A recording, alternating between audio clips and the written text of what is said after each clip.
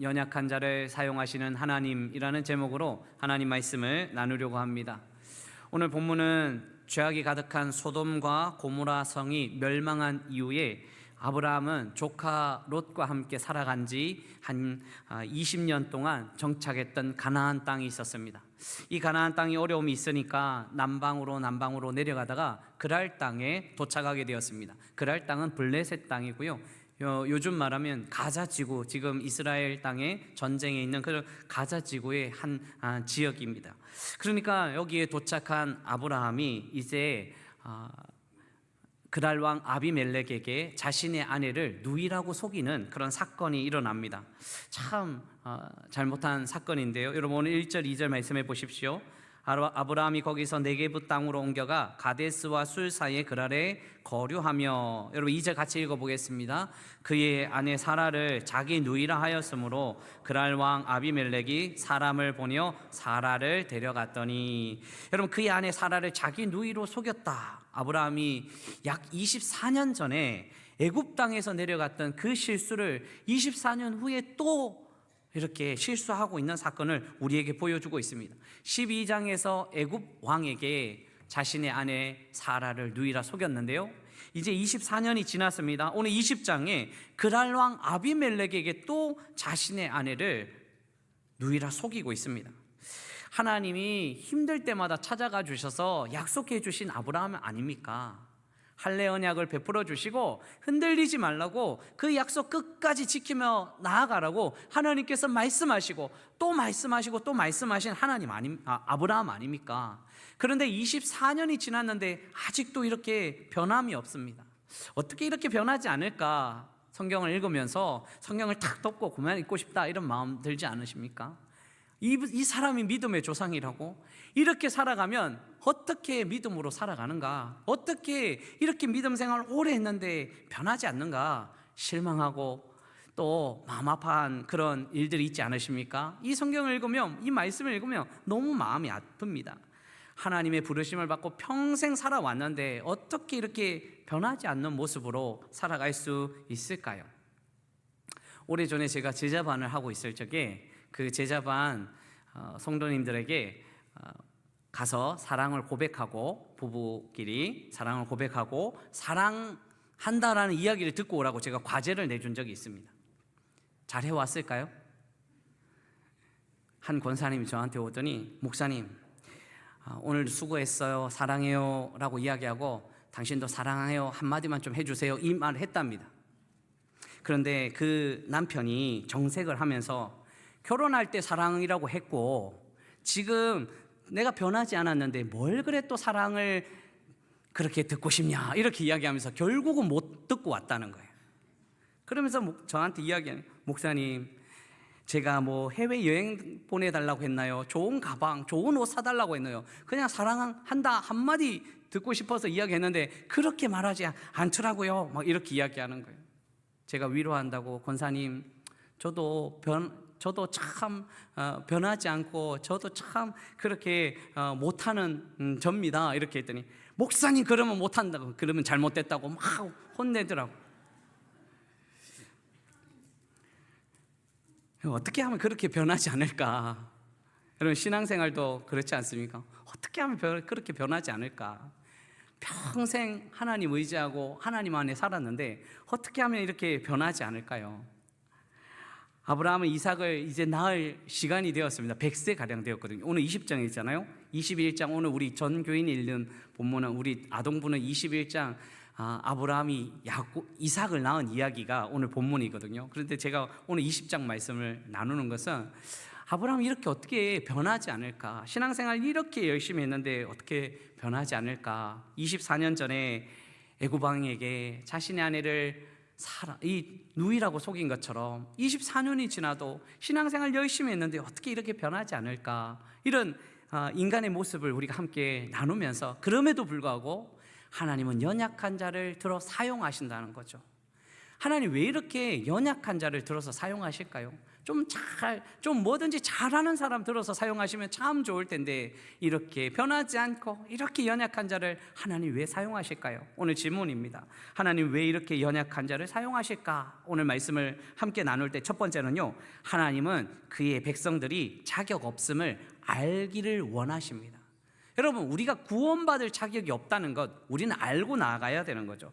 그러면 3절에서 5절 말씀에 보면 그 밤에 하나님이 아비멜렉에게 현몽하시고 그에게 이르시되 내가 데려간 이 여인으로 말미암아 내가 죽으리니 그는 남편이 있는 여자임이나 아비멜렉이 그 여인을 갖가지 아니하였으므로 그가 대답하되 주여 주께서 의로운 백성도 멸하시나이까. 5절 아브라함이 어떻게 이야기했는지 한번 보세요. 같이 읽어봅니다. 시작. 그가 나에게 이는 내 누이라 하지 아니하였나이까. 그 여인도 그는 내 오랍이라 하였사오니 나는 온전한 마음과 깨끗한 손으로 이렇게 하였나이. 아브라함은 자격이 없습니다. 오늘 본문을 보면요, 차라리 오늘 본문 보면요, 아브라함보다 이방 그랄 왕 아비멜렉이 더 의로운 사람처럼 보입니다. 자신의 아내를 24년 전에 지금이나 똑같이 누이라 속여왔던 그 사람이 아브라함이죠. 여러분, 아브라함의 구원받은 자격은요, 유일한 자격은요, 하나님이 택하여 주신 유일한 자격밖에 없다는 거예요. 그리고 다른 자격은 없습니다. 그럼 오늘 본문 바로 전만 해도 아브라함은 참 의로운 자고 중보 역할을 감당하는 사람처럼 보입니다. 여러분, 오늘 본문 바로 전만 해도 18장에 소돔과 고모라 성을 하나님이 멸하러 가실 때 아브라함이 당당하게 중보자처럼 그렇게 요구합니다. 하나님, 소돔성에 의로운 자 50명만 있으면 그 의로운 자 다 멸하실 겁니까? 45명 있으면 멸하실 겁니까? 40명 있으면 멸하실 겁니까? 30명 있으면 멸하십니까? 하나님께 아브라함이 당당하게 요청하는 중보 기도자의 모습을 보여주고 있습니다. 그런데 그 바로 다음날 이 소돔이 무너지고 나서 이 그랄 땅으로 옮긴 아브라함은요, 왠지요 중보 기도자의 모습은, 의로운 모습은 하나도 찾아볼 수 없고요, 24년 전에 실수했던 그 모습 그대로 그랄 왕에게 자신의 아내를 누이라고 속이고 있습니다. 여러분, 성경의 믿음의 사람들을 한번 가만히 살펴보십시오. 믿음의 사람들이요, 정말 자격이 있어서 구원받은 것이 아니라 하나님의 은혜로 구원받았고요, 자격 없는데도 하나님이 그들을 택하여 주시고 인도하여 주시는 일들을 우리에게 알려주고 있다는 거예요. 여러분, 복음은요, 우리가 형편없는 자라고 항상 우리에게 알려줘요. 예수 그리스도의 복음의 소식이 우리에게 오면 우리가 진노의 자녀고 죽음의 자녀고 우리는 아무것도 할 수 없는 자격 없는 존재라는 거죠. 그래서 우리는 예수 아니고는 살아갈 수밖에 없는, 그래서 심판받을 수 있는 존재인데요, 예수 그리스도의 은혜로 우리가 하나님의 자녀가 되었다는 사실입니다. 이것을 선포하고 있습니다. 우리가 자격이 있어서 구원받은 것이 아니라 하나님이 그냥 은혜를 베풀어 주셨기 때문에 구원받았다는 사실을 기억하시기를 주님의 이름으로 축원합니다. 예수님을 믿는 자에게는 누구든지 하나님의 자녀가 되는 은혜를 주셨습니다. 그래서 복음 안에 있는 자, 자격 없어도 은혜 받은 자의 삶을 살아갈 수 있습니다. 그런데 구원의 역사를 우리가 기억하면서 이 신앙생활 하면서 깜빡 잊어버리는 그런 일들이 있습니다. 어떤 일들이냐면, 신앙생활 열심히 하다 보면 마치 내가 잘해서 착각하는, 내가 잘해서 구원받는 것 같은 생각을 할 때가 있는 거예요. 여러분, 예수님의 수제자 베드로를 한번 보십시오. 주님과의 깊은 관계 속에서 자신은 대단한 사람처럼 느낄 수 있습니다. 여러분, 우리가 아무리 생각해도 예수님의 제자 베드로만큼 참 대단한 사람처럼 보일 때가 있어요. 그 세상 사람들 중에 무리를 걸은 사람은 베드로밖에 없잖아요. 베드로가 오늘 우리에게 와가지고 야, 무리를 걸은 사람 한번 나와봐, 이렇게 하면 누가 나갈 수 있어요? 정말 대단한 사람 아니에요?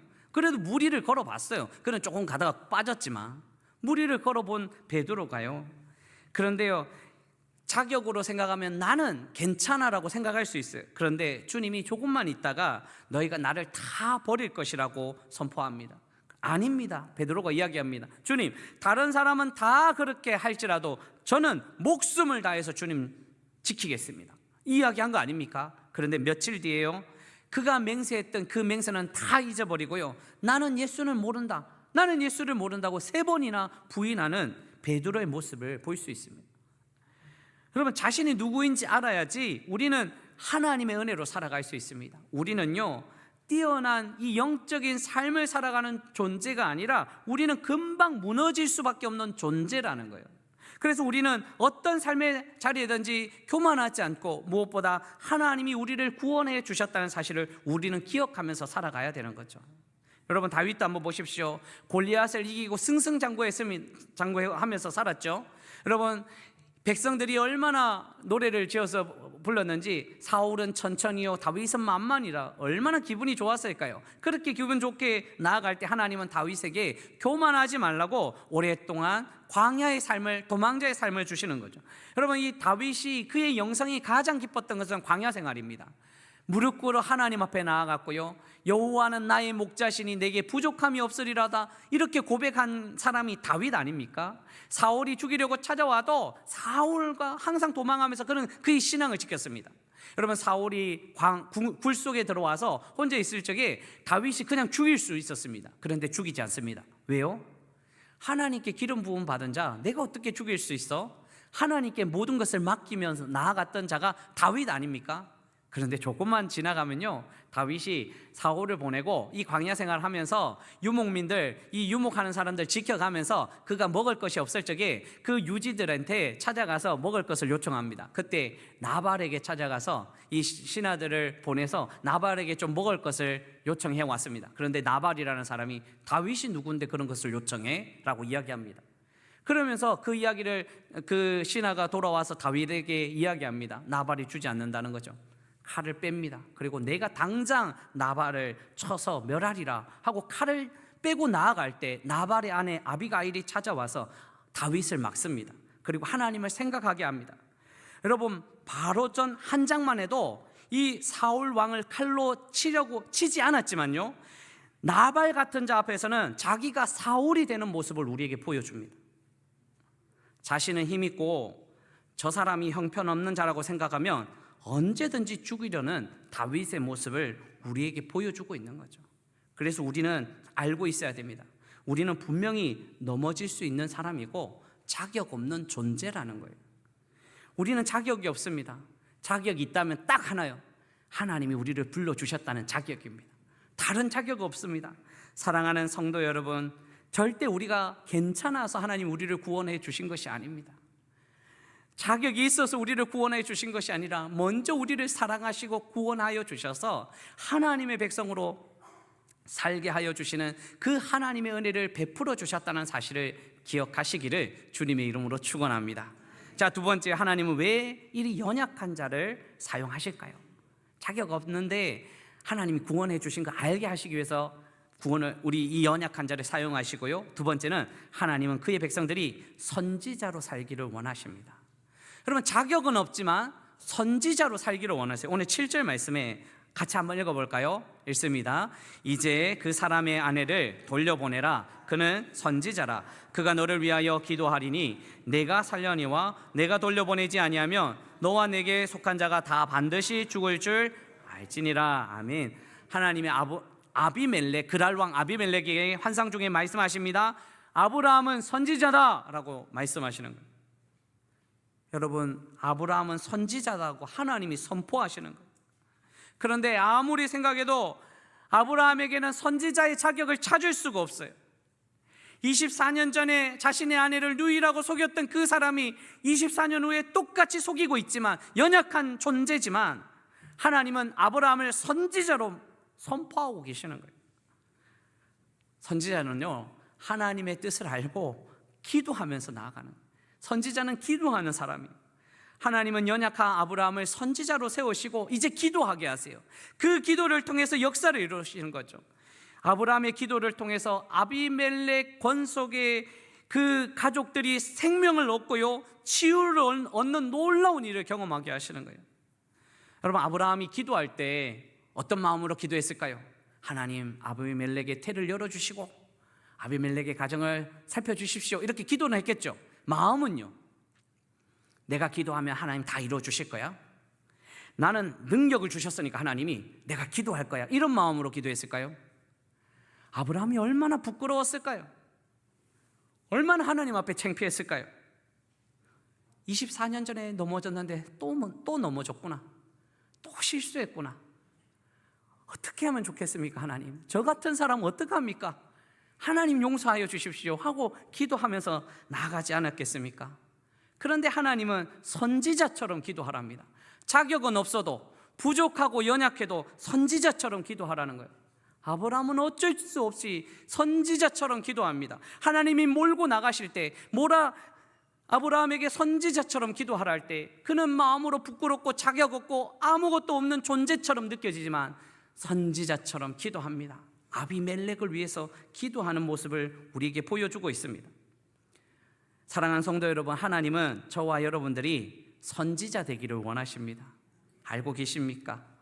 성도는 왕같은 제사장이라고도 하지만, 그래서 왕같은 제사장이 하나님께 예배하는, 하나님과 올바른 관계를 맺을 수 있는 왕같은 제사장이지만요, 선지자의 역할도 감당하라는 거예요. 한번 볼까요, 여러분? 모세 시대입니다. 하나님께서 모세를 부르시고 너 혼자 사역하는 거 힘드니까 70인 장로들 불러서 내가 내 영을 부어주겠다라고 말씀하십니다. 그때 70인 장로들이 다 모인 것이 아니에요. 68명만 모이고 2명은 다른 곳에 있었습니다. 자, 한번 볼까요? 민수기 11장 24절 25절인데요 모세가 나가서 여호와의 말씀을 백성에게 알리고 백성이 장로 70인을 모아 장막에 둘러 세우매 70명이 오라 했는데 68명 모았어요. 25절 같이 읽습니다.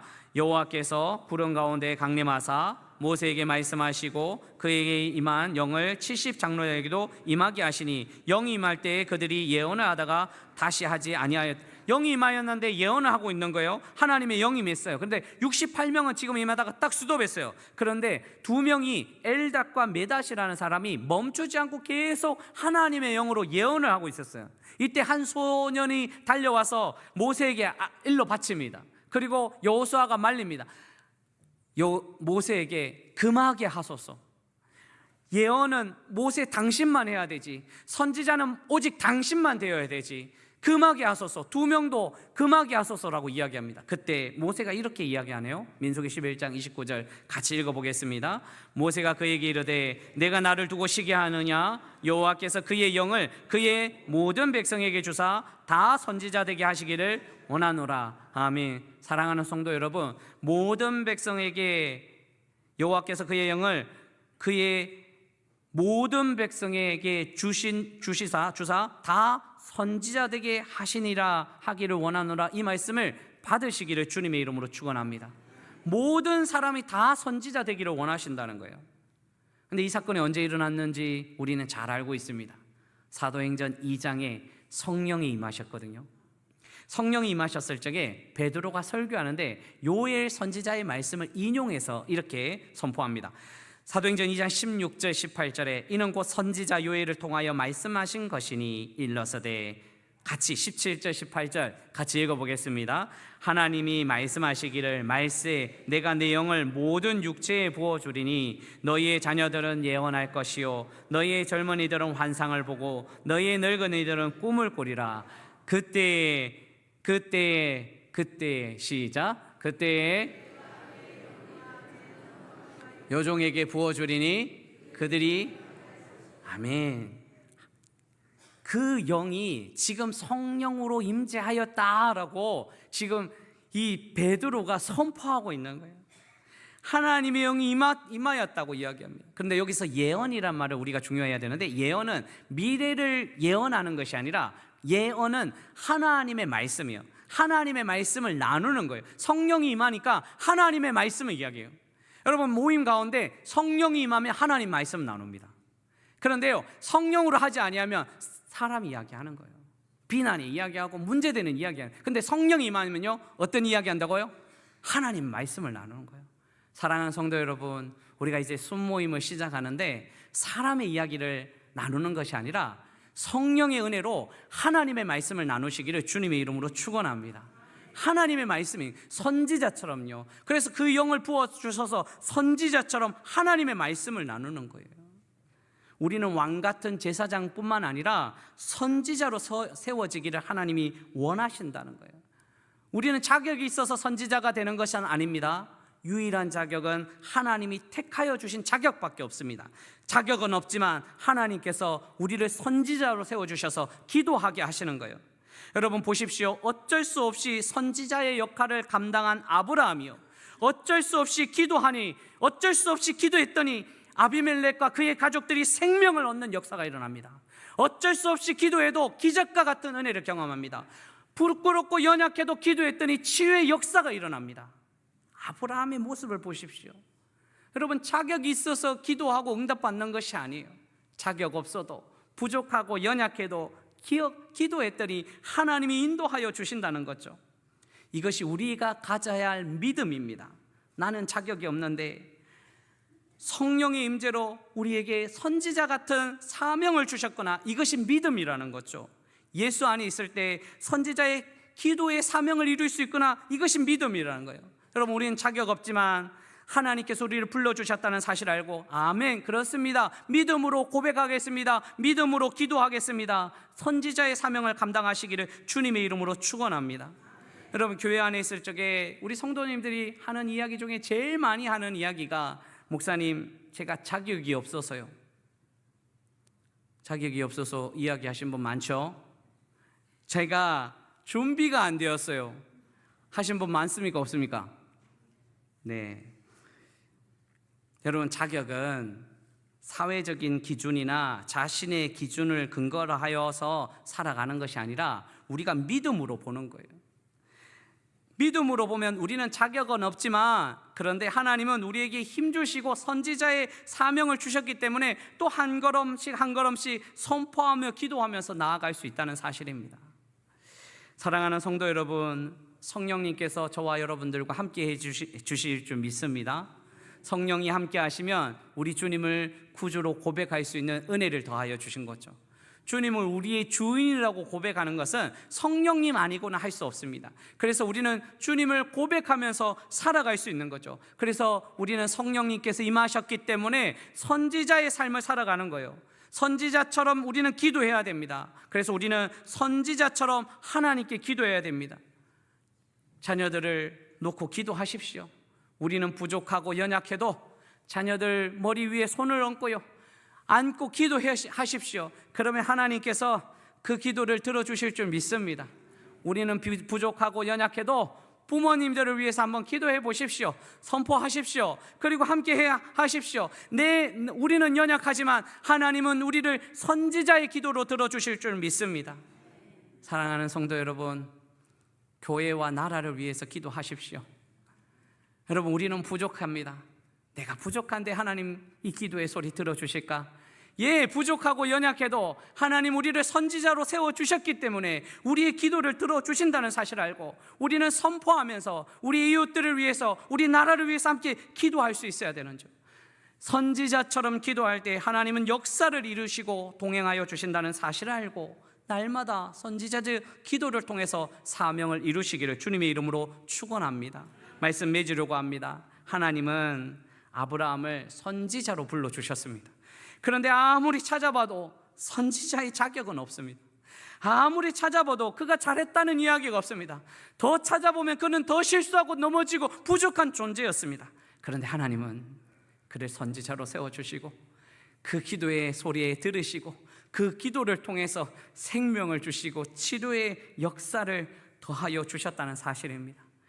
저와 여러분들이 이제 이 믿음으로 우리가 한 걸음 한 걸음 사명을 감당하면서 나아가야 됩니다.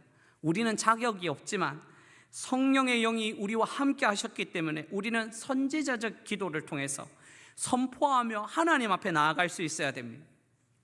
오늘 말씀을 준비하면서 우리 성도님들이 하나님 말씀을 듣고 의문이 생기지 않을까 걱정이 됩니다. 목사님, 많이 기도해 봤습니다. 정말 많이 기도해 봤습니다. 그런데 그 기도에 참 응답이 없더라고요. 정말 기도 많이 했는데요. 여러분, 그런데 그 질문 앞에 오늘도 저는 제자들이 밤새도록 그물을 내리다가 빈 그물을 가지고 이 뭇에 돌아왔을 적에 주님이 갑자기 찾아와 주셔서 깊은 곳에 가서 그물을 내려라 라고 주님 말씀하시고 선포하신 거죠. 그때 제자들이, 주님 밤새도록 저희가 그물을 내렸습니다. 던졌습니다. 그런데 한 마리도 잡을 수 없었습니다. 그런데 이 낮에, 이 대낮에 또 깊은 곳으로 가면 그곳에는 고기가 없는데 어떻게 물고기 잡습니까? 어떻게 던집니까? 변명하지 않았습니다. 순종하면서 주의 말씀 앞에 거하면서 주의 말씀을 붙들고 순종의 자리로 나아갑니다. 깊은 곳에 그물을 내렸더니 그물이 찢어질 정도로 물고기를 잡는 역사를 경험하였습니다. 오늘 주님이 갑자기 저와 여러분들에게 찾아와 주셔서 한 번 더 기도해 보라고, 한 번 더 선지자처럼 기도해 보라고, 많이 했지만 또 부족하다고 생각하지만 자격이 없다고 생각하지만 이제는 그 자리에서 일어날 힘도 없는 것처럼 보이지만 한 번 더 기도해 보라고 주님 말씀하실 때 우리가 변명하는 것이 아니라 주님, 그렇습니다. 정말 부끄럽고 정말 연약한 존재지만 한 번 더 기도하겠습니다. 한 번 더 선포하겠습니다. 한 번 더 선지자적 기도로 하나님 앞에 나아가겠습니다. 그렇게 기도할 때 하나님 그 기도의 소리를 들으시고 우리의 생명의 길로 인도하시면서 역사를 이루어 가시는 우리 하나님이 계실 줄 믿습니다. 사랑하는 성도 여러분, 한 번 더 선지자적 기도를 통해서 사명을 이루어 가시기를 주님의 이름으로 축원합니다.